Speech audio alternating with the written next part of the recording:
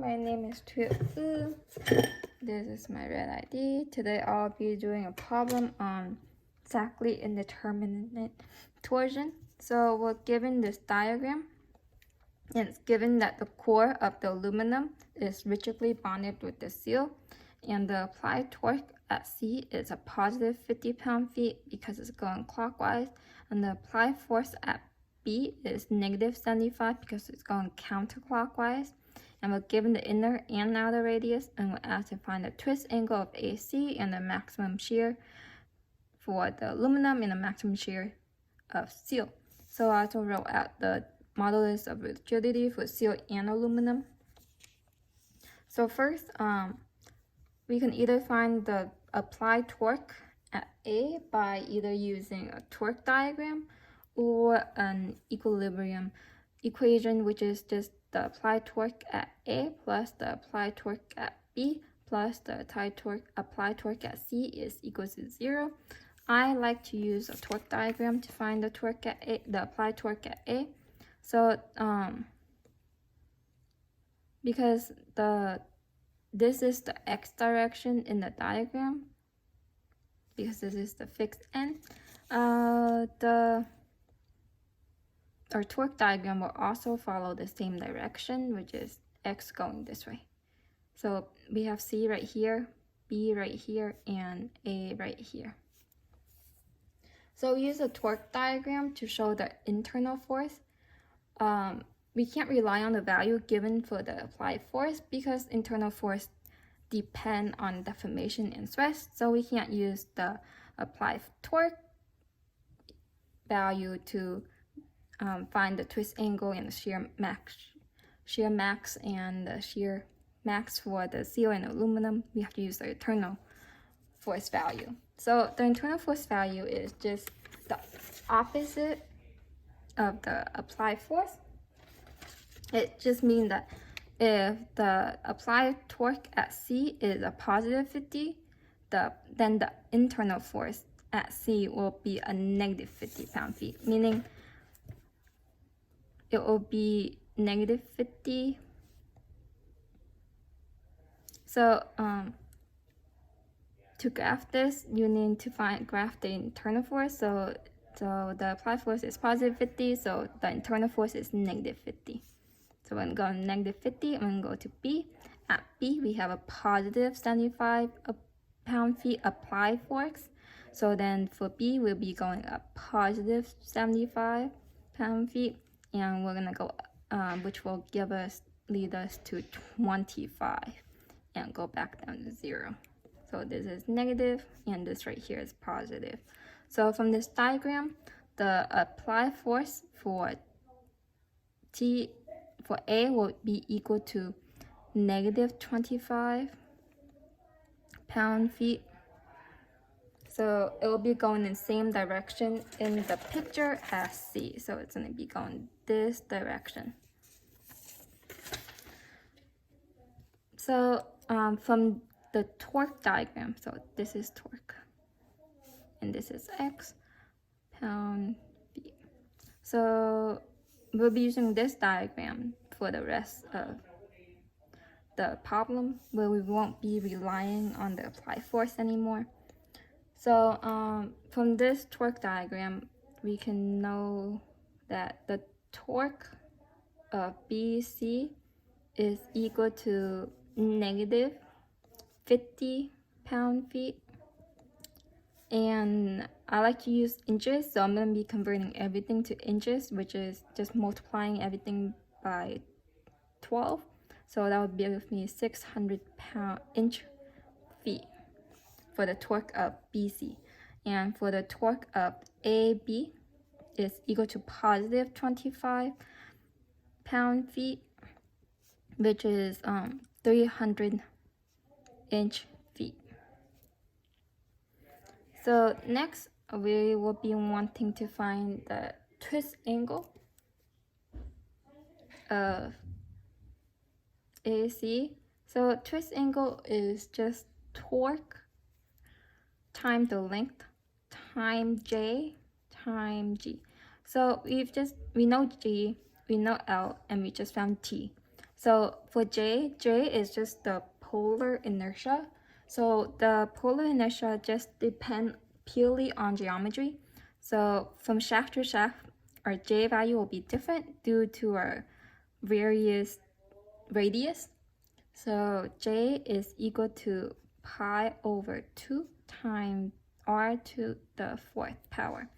So J for AB is equal to pi times.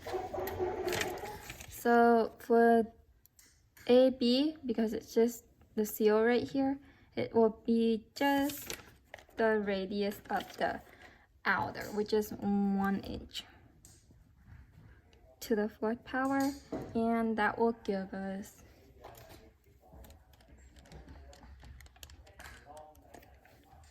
1.571 inch to the 4th. And for the J value for B to C is pi over 2. So because we're looking at right here, we have a core of aluminum right here.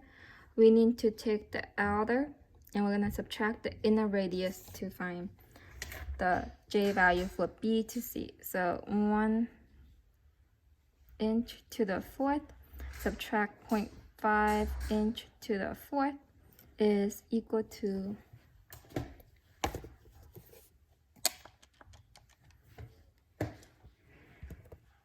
1.473 inch to the 4th.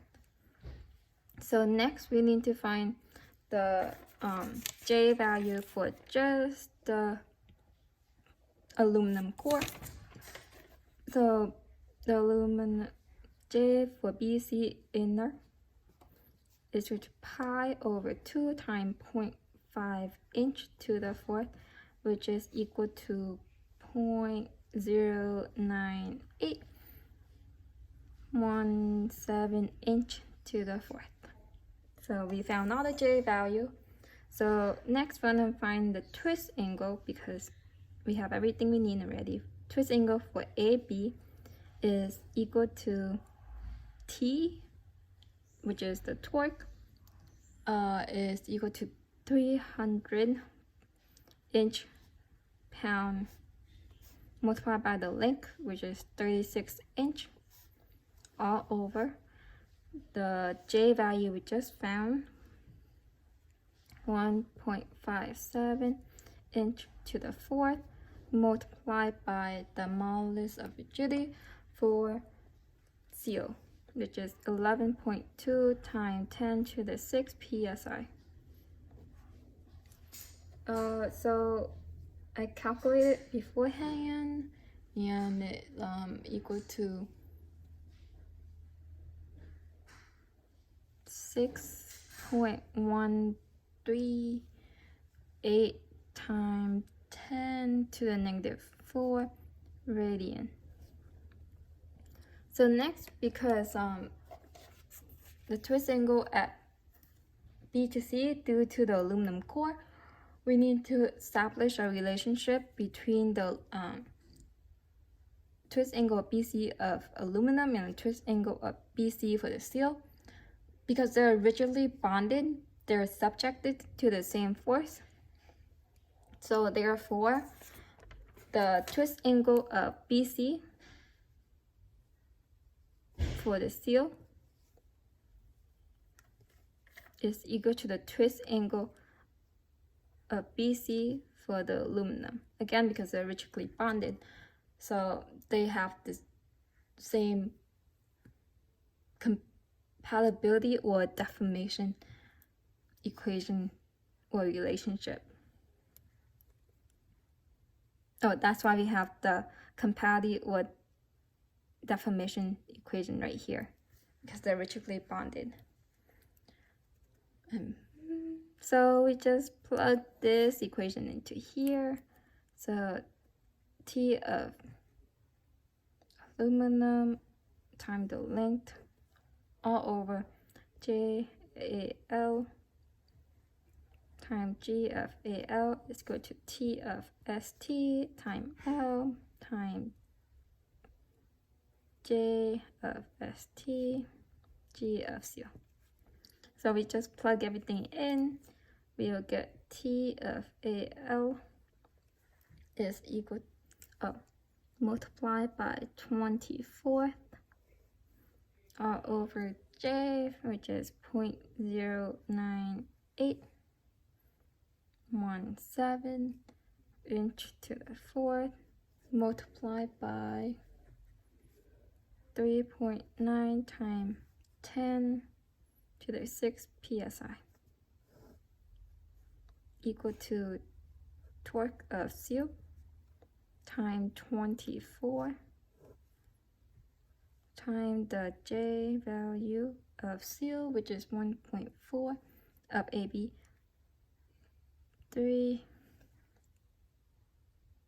inch to the 4th times 11.2 times 10 to the 6th. So because the length is the same, 24, we can cross out 24. And we just cross multiply the two equations.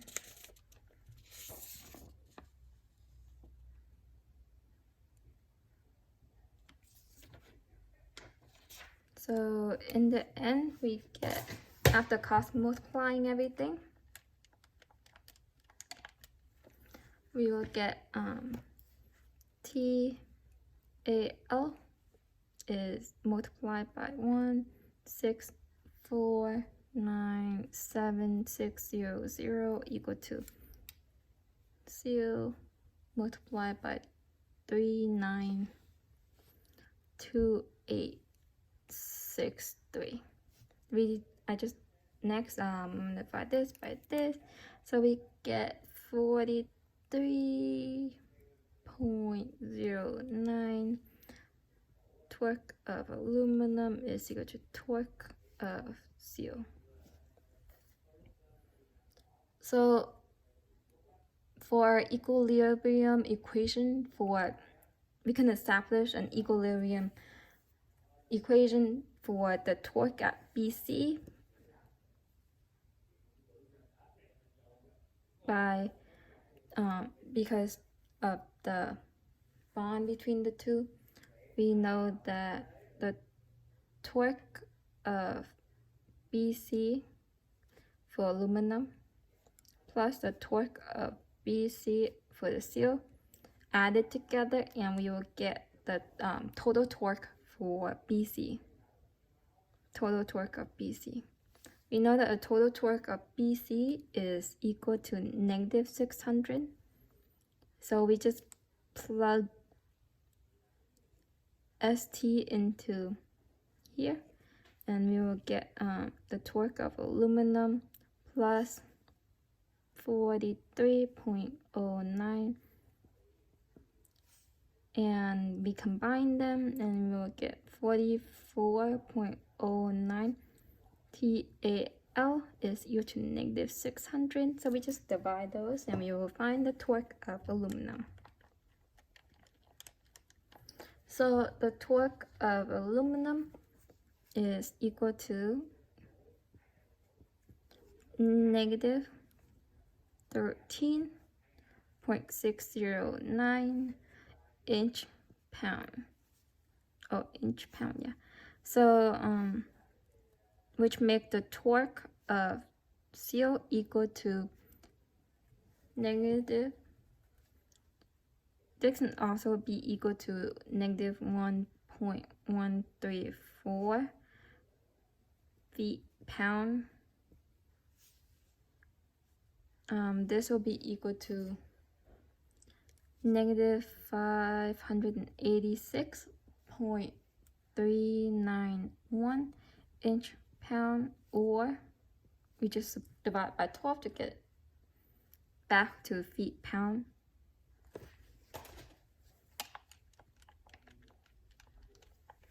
So negative 48.866 feet-pound.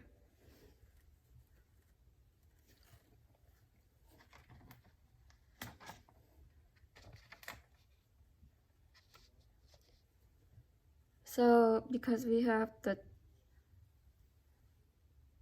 torque of aluminum and the torque of steel, we can use it to find the twist angle. We'll have so the torque of BC for aluminum, if you plug these two values into the torque equation, they will give you the same value. But I like to see if I'm correct, so I'm gonna plug both of the torque of aluminum and the torque of steel into two separate equations to find the torque of BC. So first I'm gonna do aluminum. So for the torque of aluminum, the twist angle of aluminum, I have negative 13.609 inch-pound multiplied by 24 inch and 0.09817 3.9 times 10 to the 6 psi. It will give me approximately negative 8.531 times 10 to the negative 4 rad. So next I'll be doing it for the twist angle of steel for BC. It should give me the same value if I've been doing it correctly. So negative 586.391 times 24 times 1.47 inch 3 inch to the 4 times 11.2 times 10 to the 6 psi, and it gave me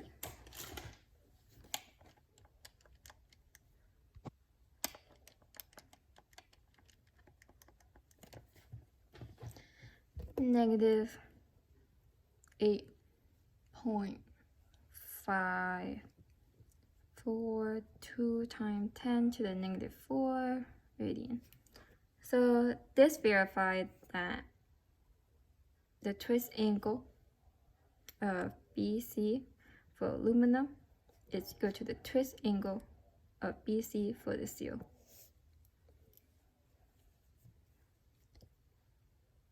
So the total twist angle of AC is equal to the twist angle of BC plus the twist angle of AB. So we found those two already, so I'm going to plug it back in. So give us 6.138 times 10 to the negative 4 plus negative 8.531 times 10 to the negative 4, which is equal to negative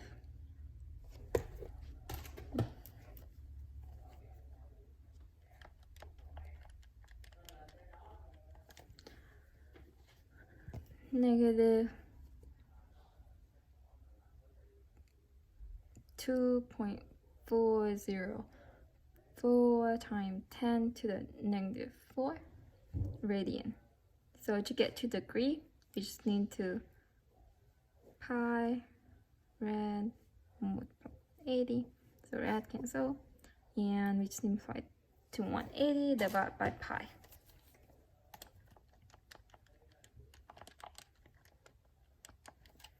We will get an angle of negative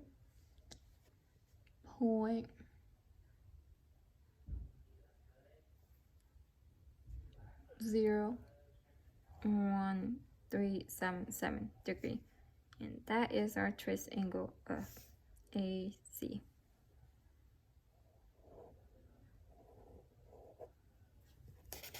So next we want to find the maximum shear of aluminum, which is part B. So shear max for aluminum is equal to the torque times the outermost fiber all over J.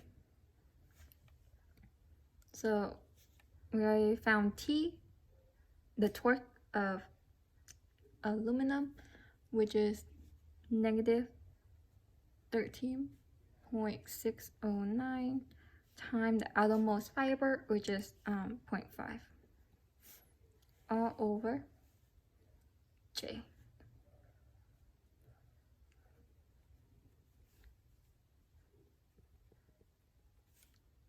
So we will get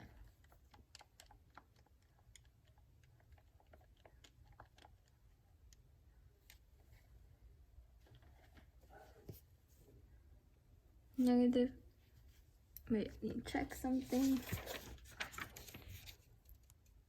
Yeah, it's negative.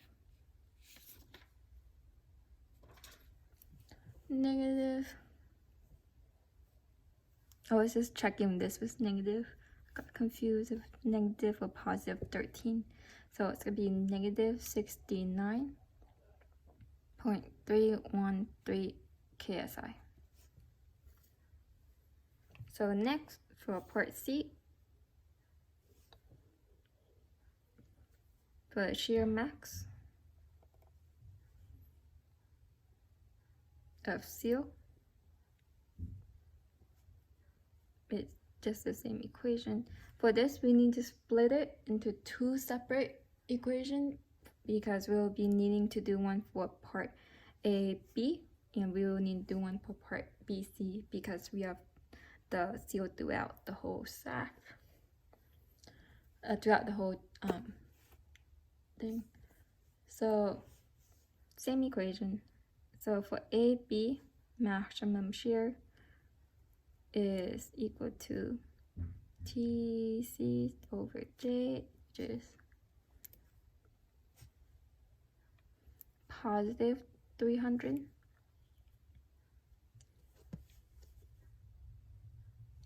times 1 inch, because that's the outermost fiber, all over 1.57, 1 inch to the fourth. It will give us a positive answer. It will give us a positive 190.961 KSI. So next we need to do section BC, shear max of seal is TC over J. So this will be negative 586.391 inch-pound multiplied by 1 inch all over 1.473 inch to the fourth. It will give us a negative answer.